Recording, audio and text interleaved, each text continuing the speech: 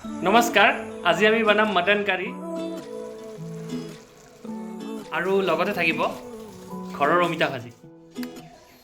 সালে তোমার সুকুলে বুকুয়ে পাখি মেলে মেনে দরে মরমে লাজ করে মিঠা তাতুত কই